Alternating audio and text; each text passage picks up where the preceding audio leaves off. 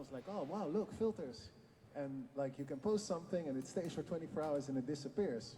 And that's where also the small guy story happened. Instagram came like, hello Snapchat, we would offer you $1 billion. Snapchat, no man, I'm gonna take over the world.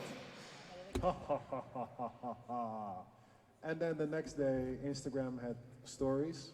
A few months later, Instagram had filters. And now like Snapchat is just like a basic version of all the functions implemented into Instagram. Yeah.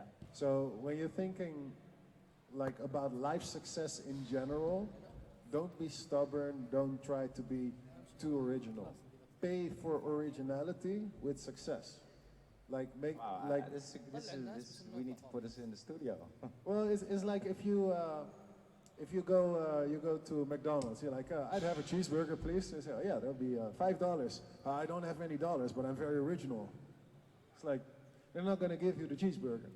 So make sure you can pay for the cheeseburger and then do original stuff completely on your own terms next to it. Do you have Shake Shack here in Saudi Arabia? Do you guys like Shake Shack more or McDonald's? Oh, wow, okay. Shake Shack, of course, right? Burger King? Okay, so McDonald's been doing it for 7 years, but we like Shake Shack better, right? Get the point. I like a homemade barbecue stuff, of course. That's like very complicated. We don't have the Average burger to order, you know. If we had that, then we had the second, yeah. But that's life, you know. It's just a hamburger, you know. It's the same as said, like music is like a restaurant. You want to eat pasta bolognese? Anyone can make a pasta bolognese. It's on every hotel, on every menu. But to make a good one, you know, that's special. Right, Ambush? No, I mean, a lot of bad bologneses on the road. Honestly, I do want to say though, like you say, like that's special. I think special is just like a misunderstood definition by man. Like we think that, like when you put out this song, a lot of people are like, wow, it's special. It's like this new sound. Well, we know where the sounds come from. We know what it's inspired by. Yeah. It's like, how well can you flip it? You know? Yeah, it's the same thing with photographers. It's the same thing with people painting pictures. It's the same thing with movie makers. It's the same. Look, this is the guy, this is the girl, they come together, happy ending. It's like, wow, so original. It's always the same. So never feel, how you say, never feel haunted by the haters. There's always going to be haters that say, oh, it's not original enough, oh, it's too much of the same. If you feel it and you play it and the people feel it, it's good, you know? Take the definition of good. What is good? Well, it's good when a lot of people say it's good. That's the society we live in. And also, with like, in general, success, negativity of the success, you know, let's say if you have a really good time, you're not gonna write something many times on Twitter, but if you have a bad time, people are gonna write something. This is life. When there's negativity, it means things are going well. You know, when I have, sometimes I'm like happy with sometimes haters. Yeah, there's been a study done. I started reading a lot of books recently. When we were working together, I was not reading a lot of books, but yeah, so I started reading a lot. And recently, there was this one book called The Happiness Advantage. It's a research book on positive psychology, and they actually figured out that one negative thing, like you say, oh wow, this is not nice, is 4 times as effective as a happy thing. So when you think something is nice, you need to think it's 4 times as nice than just thinking it's bad to tweet about it. So there's like a very different measurement of, of size. So you always got to remember that when some people say something or when you think something yourself, there's always a very different level of, what's the word? Verhouding? Measurement. What's verhouding? Measurement, right?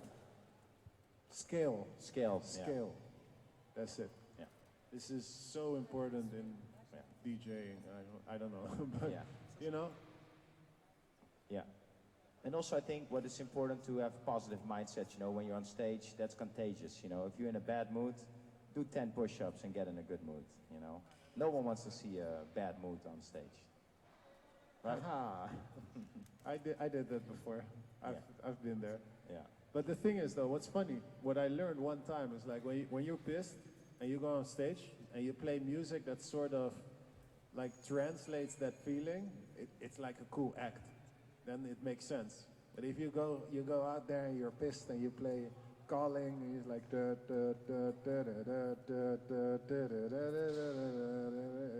it doesn't work. Like play some stuff that sort of is aligned with it, then everyone's gonna feel the same, and then it lifts your spirits up because you're so excited because it actually correlates. I had this a lot of times. Yeah. Yeah. Any questions, gentlemen and ladies?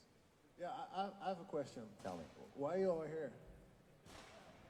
No, for real. It's like you get out of bed, you come here, like you're hoping to learn something or see something. What's your goals? The dreams. Can I?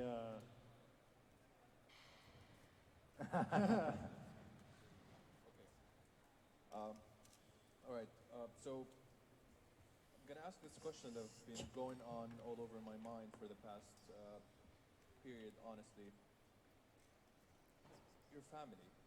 When you started, you see that when you started DJing, when you started sitting in front of them and told them like, I want to do this. How old are you? I love doing this. I'm 24. You're young. You're young. Such a Gary Vee thing to say. Wow, man, you're so young. No, but it's You're so 24. young. 24 is so. Shall I answer first?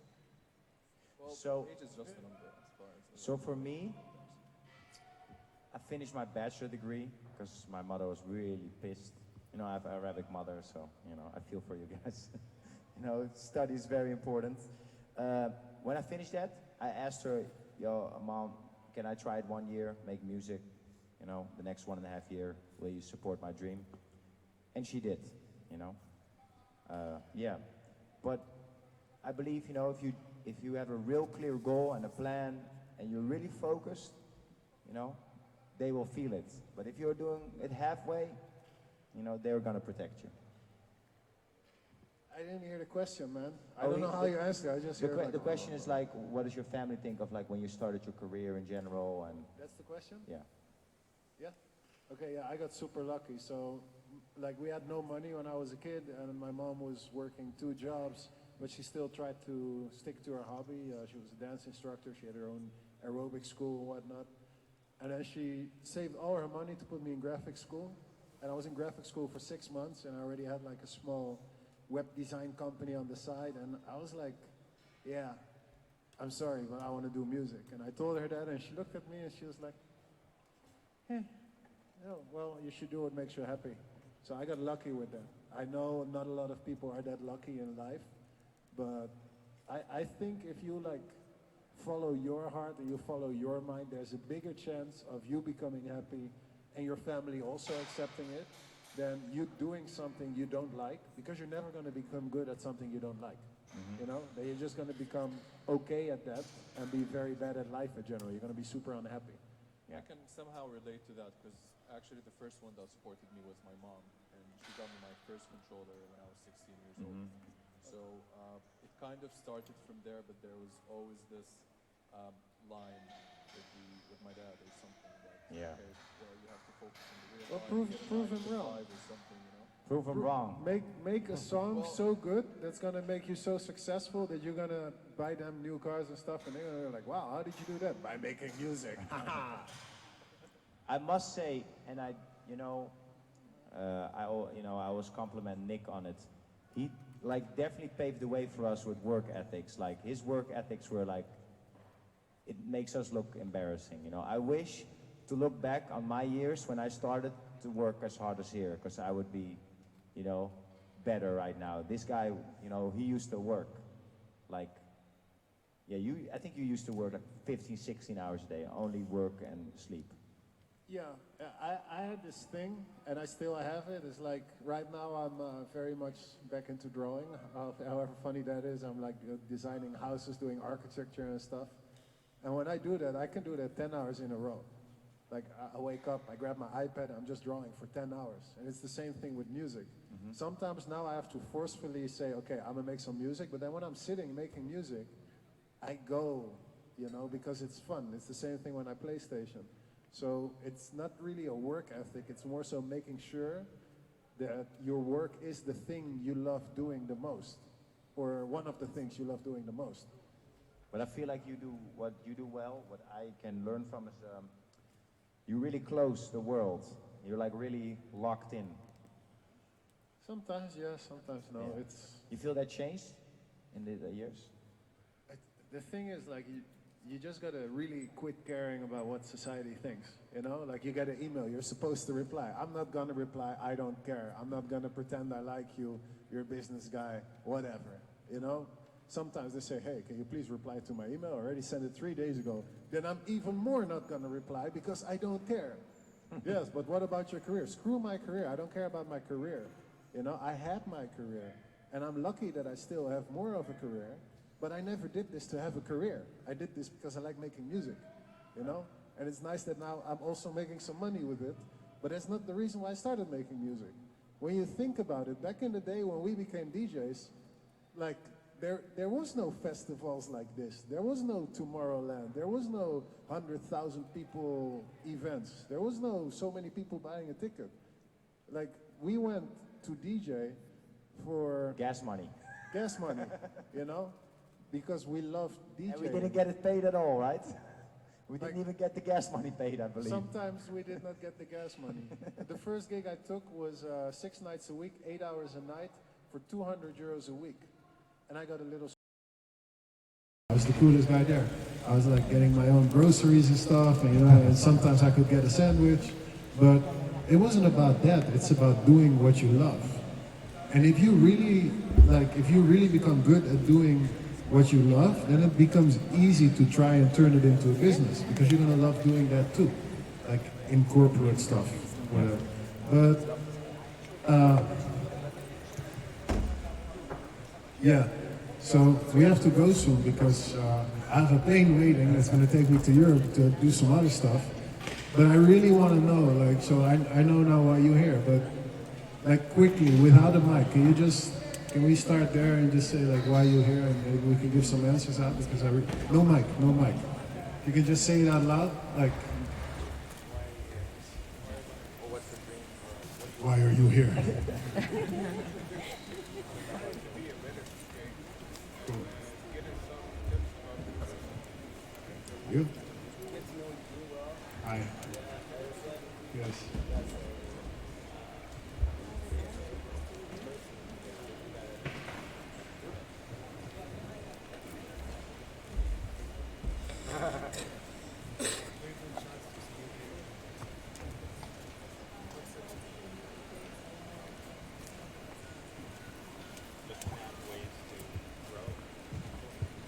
Cool.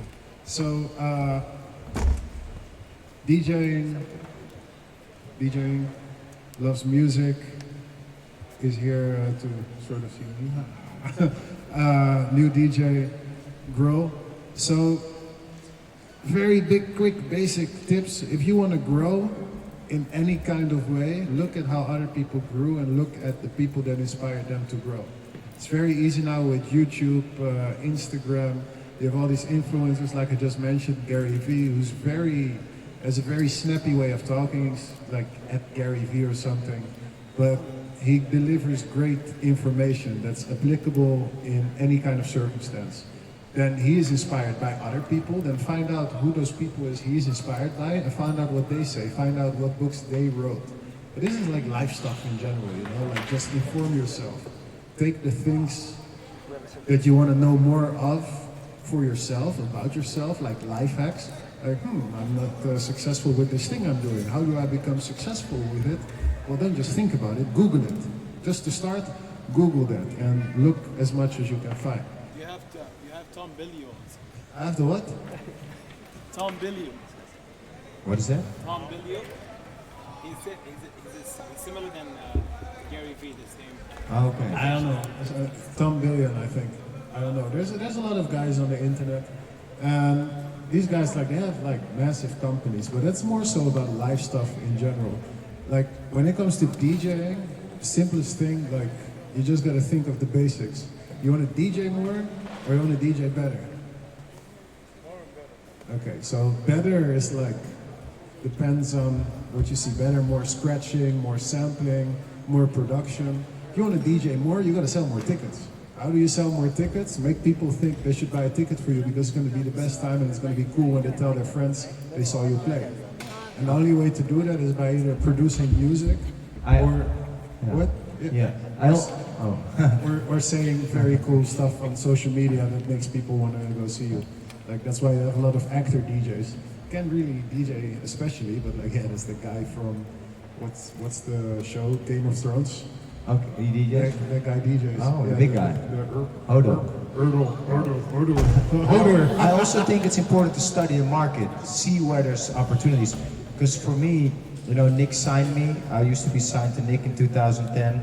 He was blowing up in, like getting really popular in America. And I noticed that his sound was really popular and I really liked his sound. And yeah, like we sort of flipped that a bit, you know. I think it's, you know, what works in your market, try to make something for that market. If it doesn't work in your market, don't get mad that you can't get big in your market. Then move to a market that the sound does work, right? Yeah, or like be okay with not being successful. Like that's the thing, like if you love like playing jazz flute, this is like the Anchorman example, like look, I only want to play jazz flute. Okay, well, you have to be okay with maybe not too many people wanting to buy a ticket for that. So you can still be successful within that boundary and you can make the whole genre more successful if you really want to, but you have to like, people don't want to align their priorities, you know, they say, I want to be a big famous DJ and I only want to play jazz flute. Well, there's a way there. There's like a whole thing you have to go to in order to create that because it doesn't exist as of yet.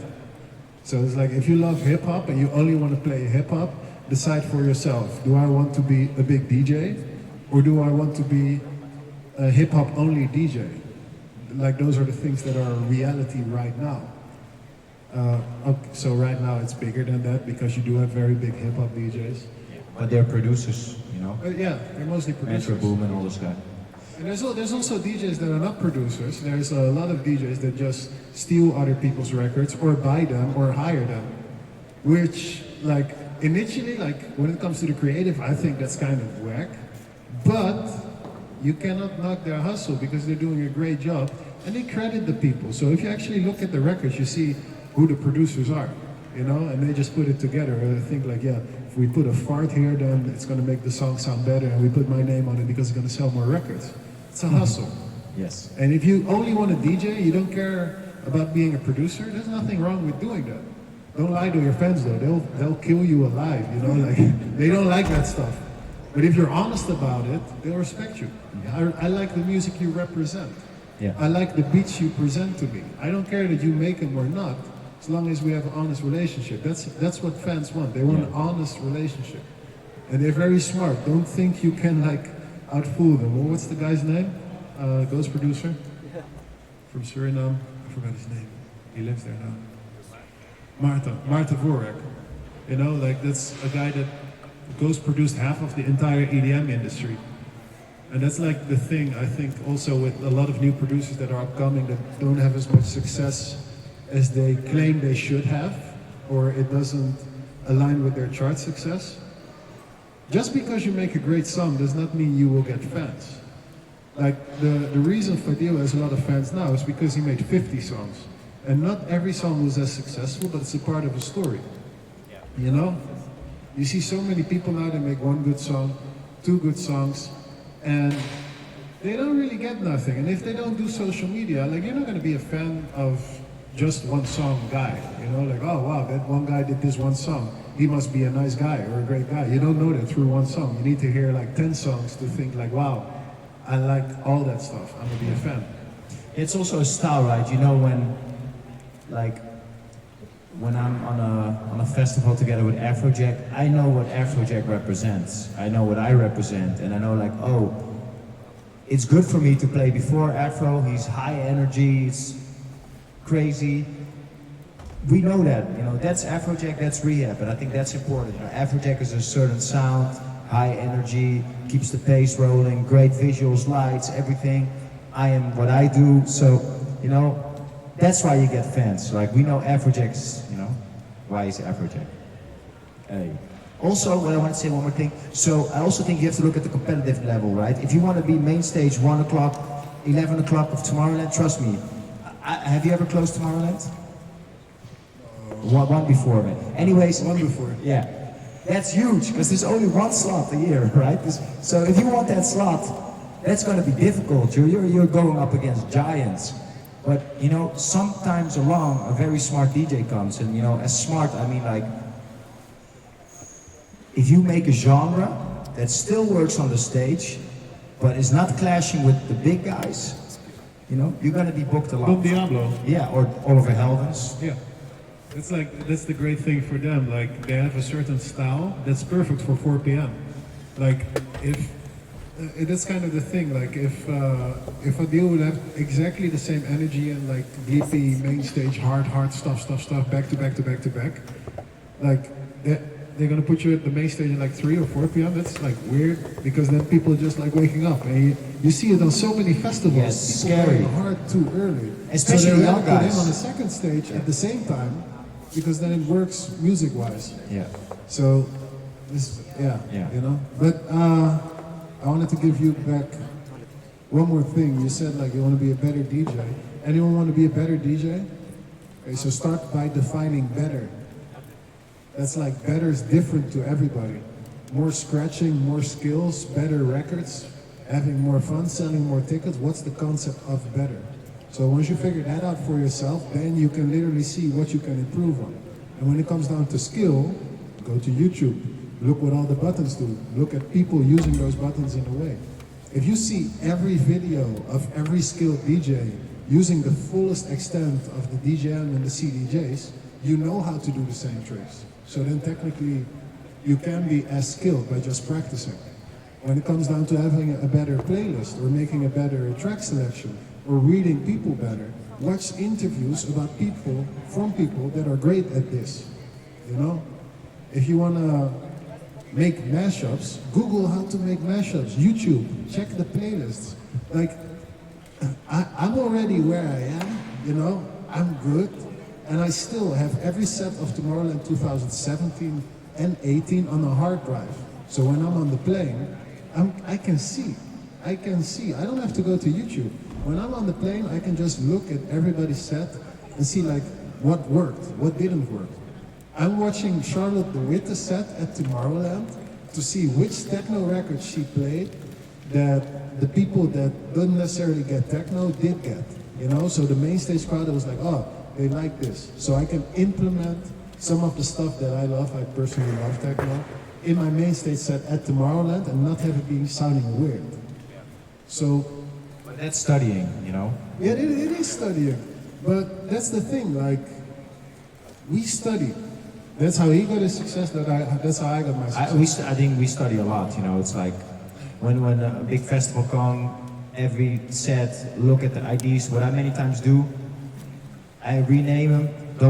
Many times I screen their names, unfortunately, you know. But I like to listen to the sets without names, so I'm not biased, and just listen to the music and be like, yo, what is this? This is amazing, you know. And that's the 1001 track lists, like it shows who plays what records. And the thing is, it's not just us. Armin van Buren has a radio show he does every week. He's like the king of trance, not just because he's a great trance DJ. He represents every boundary of trance. He gets every new artist and puts them out on his label. He promotes them on the radio, on his radio show. This guy working full time. Like, I have a radio show. I don't do a lot with it. I'm not that kind of guy. But I am the kind of guy that want to make sure that when I go on that stage, like, technically I would only want to have to do play. And everyone go like, oh my God. Because I produced mashups. That's the thing. That's how I want to go. I want to be able to be on stage and have enough material to play for 3 hours and make everyone go wow the first 10 minutes, the second 10 minutes, 20 minutes later, and that even if there's one moment in my set that people will go like this, I'm gonna take it out of my next set. But that's how I am. But that's also how David Guetta is. That's also how you are. Yeah. That's how Thijs is, Tiesto. Like the whole top 10 of DJ Mag, they are focused. They work, they practice. If you look at Martin's like in his own game right now. Martin Garrix, he has his own production. He's super successful. He's the young, happy white kid. Everyone loves him. But he puts in the work. He's in the studio 6 days a week. He goes on 1001 track list to see exactly the same thing, you know? David, I work with David a lot, still to this day. And he doesn't just work by himself. Like, he has a team of friends and people he hires to, how you say, to multiply his efficientness. So that even when he's not in the studio, there's other people still say, yo, check out this video of this guy playing that record and look what happened. We should do something like this. You know, that's like next level of incorporating your own efficiency. So how good do you want to be? What's the definition of better? That's up to you. That's also the part of being arrogant, right? If you're on the top and you don't want to, you know, you sleep with a win, you wake up with a loss. You know, it's like, oh, in 2 years, all of a sudden, everyone is better if you don't study and keep up. Oh, yeah. But that's the thing I always take as example, and that's the last thing I'm going to say about being better. Cristiano Ronaldo, still to this day, after practice, he continues practice. So you see like the superstar soccer players of the world, they're like, I finished practice, I'm going to go play FIFA or whatever they do. And then Cristiano says, I'll be right there, I'm going to practice 1 extra hour. If you practice 1 extra hour every day of your life, you're going to be like 30 years of hours better. I don't know. I don't want to do the math. Yeah. You know what I mean? True.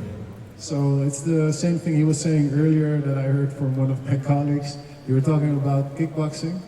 Yeah, with boxing, yeah. Yeah, so if there's a guy that practices 7 days a week, he's going to probably beat the guy that practices 2 days a week. Probably. Of course, there can be a fluke, but most likely, you know, it's the hard work that pays off, you know. And that's what I said. I said in the beginning, you have to be honest to yourself. You can, you know, never lie to yourself.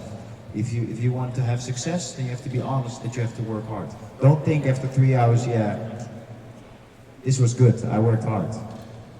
I always say, you know, there's people that go to the gym and do nothing. You know, don't be that guy.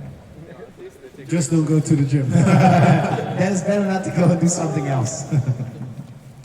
We wanted to ask you a question perhaps. Did you just mention a website that shows 1001 track list. 1001 Yeah. track lists? Yes. Yeah, 1001 track list. No worries, bro. That's it, right? Yeah. Cool. Anything else, gentlemen and ladies? What? One last question. Yeah, the sound is, they're gonna do a marshmallow sound check, so we're gonna about to leave. Yes. Yesterday when you play Arabic music, Yeah. academic can be like 3.4. I'm sorry? 3.4.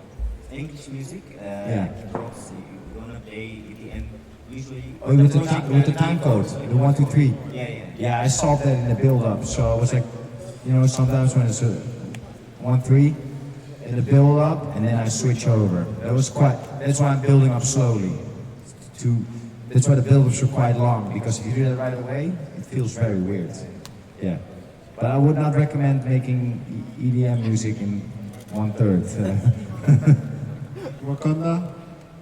No, I don't mean triplets. It's like 1, 2, 3, 1, 2, 3, 1, 2. I did like an Arabic remix, and the record was originally a 1, 2, 3 record, so I had to like build it up. That's difficult. It's very difficult. But triplets is great, you know. But that's different. Yeah. Cool. All right. Cool. Sorry, thank you. Yeah. Nice. Thank you. Thanks for coming, guys. Thank you very much. Next year, inshallah, we see you guys warming up for us, hopefully. It's okay, it's okay. No worries. Yeah? Ik heb 3 koffies omgegooid in 2 dagen. Oh, my laptop, baby. No, it's on my house. Cool. Guys, thank you so much. Guys, we're done, so good luck with the sound check. Thank you. And